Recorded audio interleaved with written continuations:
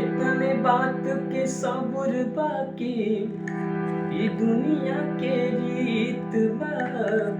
मन के पंछी के उड़ जाते सुना सा संगीत बा।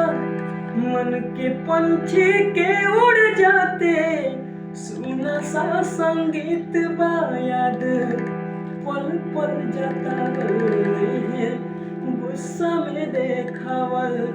याद बचपन के पढ़ावल पढ़ाइया बता। मन लागत नइखे कतही हमर बाबूजी अब रोआइया बता। मन लागत नइखे कतही हमर बाबूजी अब रोआइया बता।